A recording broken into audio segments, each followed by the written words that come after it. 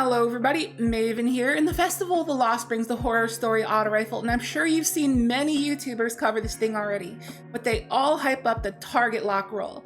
Now, I'm here to tell you that there is another perk that you want to be on the lookout for that breaks this weapon with a certain combo and could break the Crucible if everybody knew about this. Now, that's not me telling you to spread this video like wildfire, because frankly, if everybody knew about this combo I'm about to show you, we'd be doomed. Crucible would become cheesier than it already is. Now, I usually end my intros by saying don't forget to drop a like and I hope you enjoy with the clap. But today I'm going to say I hope you don't enjoy, because what I'm about to show you is incredibly toxic and broken, and I hope nobody does this. So this is purely for entertainment. Let's get to it. Alright, so target lock is an amazing roll in a general sense, don't get me wrong, it's definitely a roll that you're going to want to grab.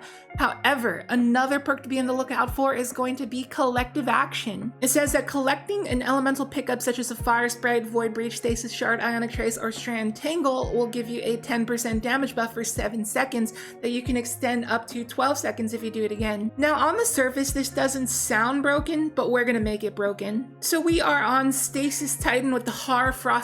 I'm calling it the Hoarfrost so I don't get demonetized. This turns our barricade into a line of stasis crystals. Glacier Grenade can make a line of stasis crystals. Howl of the Storm turns our melee into a line of stasis crystals. And we got Tectonic Harvest, so every time we break a crystal, it makes a stasis shard. So this is going to allow us to proc collective action on command whenever we want to. And then we also got Whisper of Rending, so our horror story can easily break our stasis crystals. And then we get free overshields from Whisper of Rhyme when we collect our stasis shards. But I understand you might be thinking, who cares? It's only a 10% damage buff. Well, it doesn't stop there. And that brings us to our boots, because we have a copy of Elemental Charge. So when we pick up an elemental pickup such as a stasis shard, it gives us an escalating chance to get armor charge.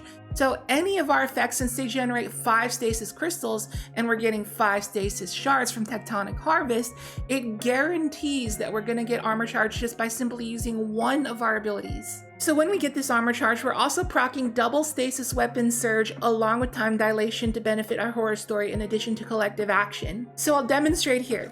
Toss out a Howl of the Storm, shoot down our crystals, proc collective action, and double Stasis Weapon Surge at the same time, and get overshields for free before every engagement. But how much damage are we actually getting here? So according to D2 Foundry, with this combo, our optimal TTK is 0.67. Technically, you don't even need surges because it's still 0.67 just with collective action, but the weapon surges just help the consistency. So to put this into perspective, let's take a look at the positive outlook, which is the same weapon archetype as the horror story, but this gets kill clip. And when we have kill clip proc, guess what? We have the same 0.67 TTK. So with their combo, it's like you're going into every gunfight with kill clip proc, except the difference is kill clip only lasts 5 seconds. Whereas our combo, our makeshift kill clip, is gonna last 12 seconds because we're picking up multiple stasis shards, double proccing that collective action. Plus, if we use 2 stasis crystal effects, we go into every gunfight with pretty much an entire overshield and another stack of armor charge so that our weapon surge lasts for 30 seconds, and we just immediately get our Howl of the Storm refunded because stasis shards also grant melee energy, so it's only like we're using 1 ability, not 2, so the ability spam is there. It's just incredibly free and broken to use. Now, some of you sweaty Crucible players have probably already left a comment before getting to this point in the video to tell me that this combo has already existed since the beginning of Season of the Deep, and yes, I know, I'm aware, but here's the thing. This combo was insanely broken when it first dropped because it allowed the targeted redaction hand cannon to 2-tap for free before every gunfight, but it was because of this that Bungie nerfed this combo. So then we were left to contemplate what we would use this combo with next. What is the next best option? And after analyzing all of our options, I felt that the next best thing was the Unending Tempest. This can also get collective action with the double surges. We end up with an optimal TTK of 0.7, whereas with our horror story, we got 0.67 with nearly double the range. And by the way, the collective action perk didn't roll on any auto rifle archetypes other than the 360 RPMs like the Abyss Defiant or the Age-Old Bond, which to be fair, it's also pretty good on this archetype, but by far the best option was the 450 RPMs, and it's finally possible due to the horror story coming out, because no other auto rifle got this. So with all this being said, let's roll some highlights as I go over the rest of the build. But just a quick disclaimer, I'm terrible at Crucible, and I'm not a Titan main, so I don't do this build justice, but I'm trying. I may have reset Shax 19 times this season. I may be a gilded flawless.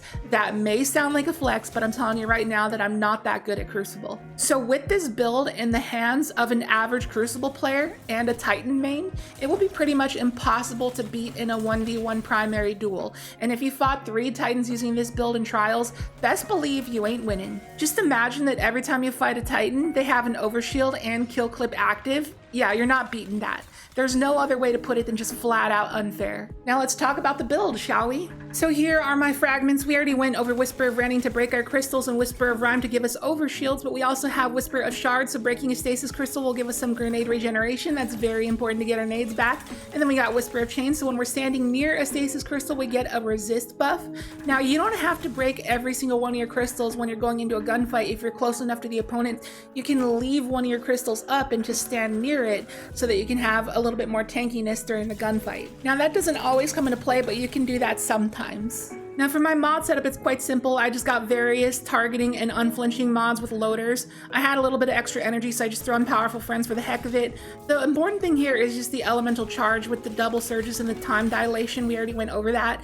And then I have Bomber and Outreach in my class item just to get some ability energy back when we place down our barricade. Now stat-wise here, I got triple hundreds in Resilience, Discipline, and Strength because those dictate all of our crystal abilities and we want to spam them as much as possible.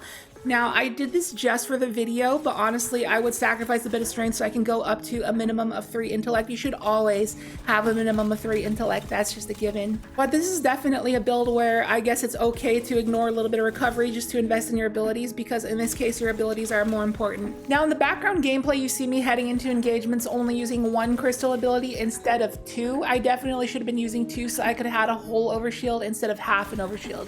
So that's my bad. Like I said, I'm no Titan main. I main Hunter in Crucible, and whenever I swap over to Warlock or Titan, I'm just atrocious, and I don't know why. I play like a new light blueberry on those characters, and my theory is that it's the mobility. I run no mobility on those characters, but obviously I run 100 on Hunter, so I think it's just the movement that matters more than anything. So that's why I'm getting more accustomed to using things like transversive steps or Dune Marchers when I play in Warlock or Titan.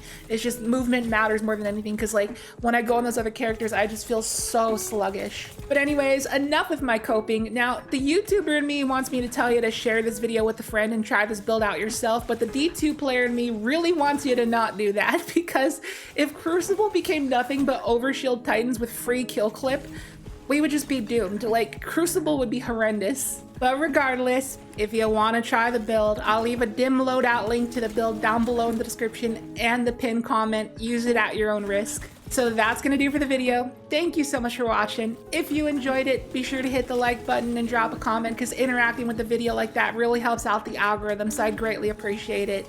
And if you are new here, please consider subscribing. And with that, I'll catch you in the next video. See you later.